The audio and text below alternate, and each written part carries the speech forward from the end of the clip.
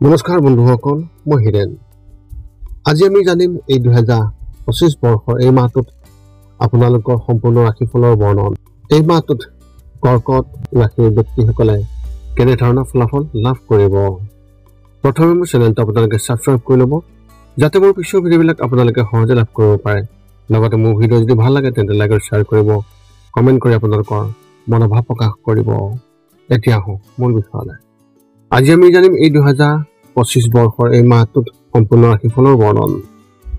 আমাৰ সকলোৰে মনত এটা কৌতূহল আছে যে আগন্তুক মাহটো আমাৰ বাবে কেনেকুৱা হ'ব।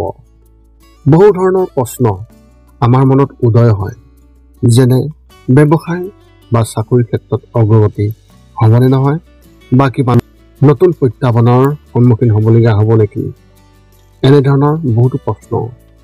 সেয়েহে আপোনালোকক এই ভিডিঅ'টোৰ জৰিয়তে ৰাশি আৰু ৰাশিফলৰ ওপৰত ভিত্তি কৰি ৰাশিফলৰ ওপৰত বিভিন্ন গ্ৰহ আৰু নক্ষত্ৰমণ্ডলৰ প্ৰভাৱ আৰু গতিবিধিৰ বিষয়ে অধ্যয়ন কৰিছোঁ। এই কথা মনত ৰাখি আমি আপোনালোকক এই 2025 বৰ্ষৰ এই মাহটোত ৰাশিফলৰ মতে সঠিক মূল্যায়ন কৰিছোঁ, যাতে আপোনালোকে সেই অনুসৰি প্ৰস্তুতি চলাব পাৰে। আপোনালোকে এই ভিডিঅ'ত আপোনালোকৰ পৰিয়াল, আৰ্থিক, কেৰিয়াৰ, শিক্ষা, প্ৰেম আৰু স্বাস্থ্যৰ লগতে আৰু বিভিন্ন তথ্য আপোনালোকে এই ভিডিঅ'ত লাভ কৰিব। ইয়াৰ দ্বাৰা আপুনি জানিব পাৰিব যে আপোনাৰ ৰাশিফলৰ অনুসৰি কি কি প্ৰস্তুতি চলাব লাগিব। গতিকে আপোনাৰ ৰাশিফল অনুসৰি প্ৰস্তুতি চলাওক।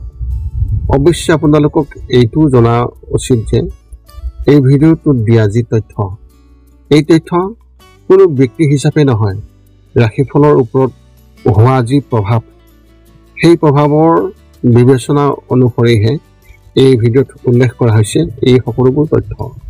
গতিকে এনেদৰে আপুনি আপোনাৰ জীৱনত ঘটিব পৰা সকলো কথাৰ তথ্য লাভ কৰক। গতিকে কোনো পলম নকৰাকৈ এতিয়া আমি এই 2025 বৰ্ষৰ এই মাহটোত যি ৰাশিফলৰ বৰ্ণন, সেই ৰাশিফলৰ বৰ্ণন আপোনালোকক আগবঢ়াবলৈ আগবাঢ়িছোঁ। সৰ্বপ্ৰথম পাৰিবাৰিক জীৱনৰ ক্ষেত্ৰত এনেধৰণৰ। আপোনাৰ পৰিয়ালৰ দৃষ্টিকোণৰ পৰা এই মাহটোৱে আপোনাৰ বাবে নিশ্চিত ফলাফল কঢ়িয়াই আনিছে। এই মাহত আপুনি আপোনাৰ পৰিয়ালৰ সদস্যৰ সম্পূৰ্ণ সমৰ্থন পাব, যদিও কিছুমান বিষয়ত আপোনাৰ দেউতাকৰ লগত কিছু মতানৈক্য হ'ব পাৰে। এনে পৰিস্থিতিত তেওঁলোকক যথাযথ সন্মান দিয়ক আৰু ভালকৈ আপুনি কথাবোৰ শুনিবলৈ চেষ্টা কৰক। আপোনাৰ মাকৰ স্বাস্থ্যৰ অলপ বেয়া হৈ থাকিব পাৰে, এনে বিশেষ লক্ষণ দেখিবলৈ পোৱা গৈছে। গতিকে কোনো ধৰণৰ মানসিক অশান্তি দিয়াৰ পৰা আপুনি বিৰত থাকক। যদি তেওঁলোকে ইতিমধ্যে অসুস্থ হৈ আছে তেন্তে চিকিৎসকৰ সৈতে যোগাযোগত থাকক। ব্যৱসায় আৰু চাকৰিৰ ক্ষেত্ৰত এনেধৰণৰ। এই মাহত ব্যৱসায়ীসকলৰ মন এটা ঠাইত কেন্দ্ৰীভূত হৈ নাথাকিব আৰু তেওঁলোকে আন ক্ষেত্ৰতো হাত দিয়াৰ চেষ্টা কৰি লাভ অৰ্জন কৰিব। ইয়াৰ বাবে পৰিয়ালৰ সদস্যসকলৰ সৈতে ভালদৰে আলোচনা কৰক, যাতে সঠিক সিদ্ধান্ত ল'ব পৰা যায়। ব্যৱসায়ত কিছু লোকচানৰ হোৱাৰ সম্ভাৱনাও দেখিবলৈ পোৱা গৈছে। চৰকাৰী চাকৰি কৰা ব্যক্তিসকলে এই মাহত তেওঁলোকৰ জ্যেষ্ঠ বিষয়াৰ পৰা সম্পূৰ্ণ সহায় লাভ কৰিব।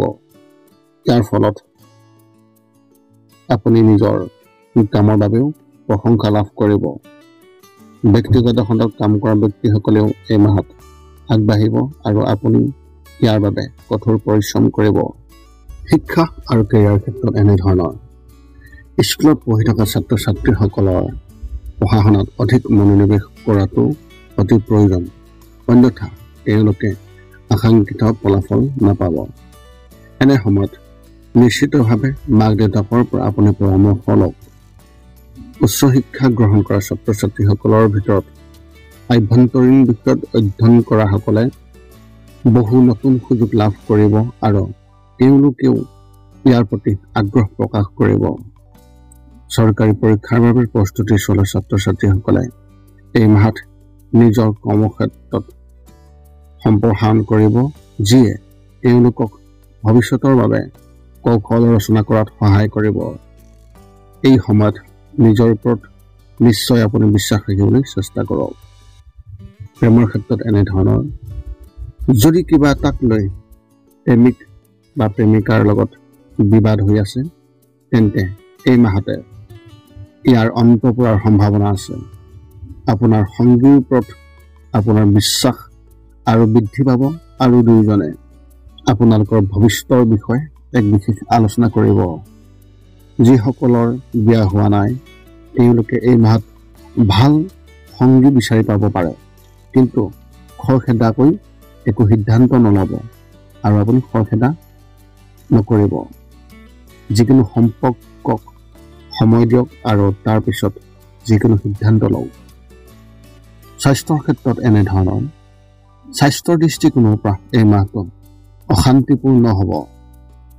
কেতিয়াবা আপুনি সম্পূৰ্ণ সুস্থ অনুভৱ কৰিব, কিন্তু ঠিক পিছদিনা আপুনি কিবা বেমাৰত ভুগিব পাৰে।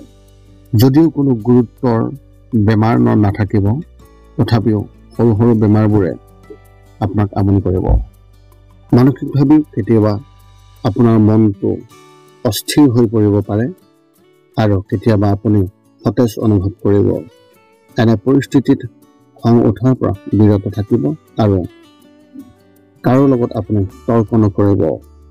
মাহৰ শেষত আপুনি কিবা এটা চিন্তাত থাকিব পাৰে। আপোনাৰ এই মাহত শুভ সংখ্যা হিচাপে 6 আৰু শুভ ৰং হিচাপে আপুনি এই মাহত হালধীয়া ৰং ব্যৱহাৰ কৰিব পাৰে। কৰ্কট ৰাশি ব্যক্তিসকলৰ বাবে এক বিশেষ তথ্য।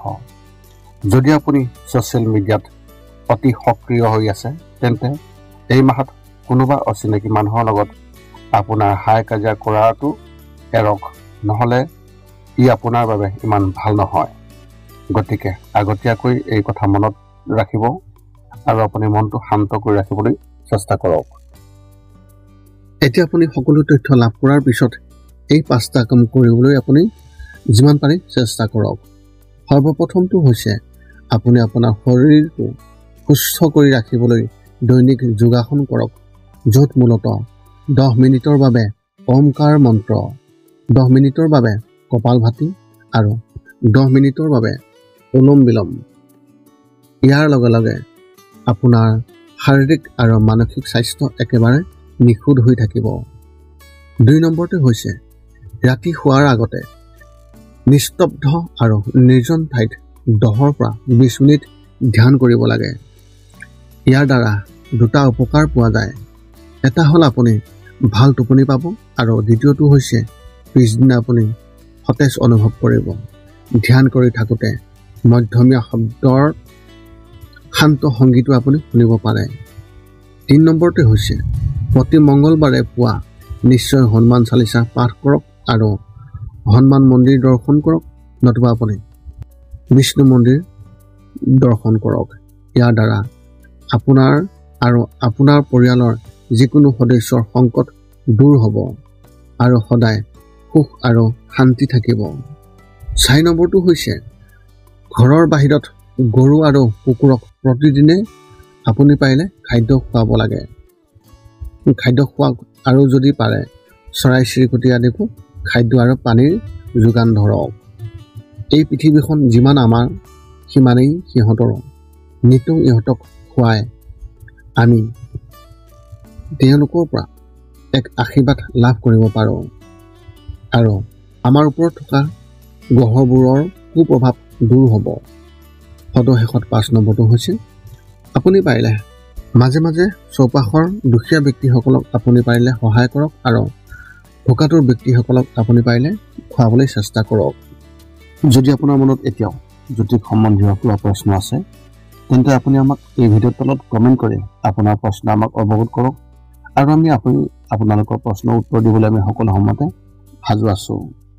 এই আছিল এই জুন মাহত লাভ কৰিবলগীয়া সম্পূৰ্ণ ৰাশিফলৰ বৰ্ণন কৰ্কট ৰাশি ব্যক্তিসকলৰ ক্ষেত্ৰত। পুনৰ লগ পাম অন্য এটা ভিডিঅ'ত। আজিলৈ ধন্যবাদ।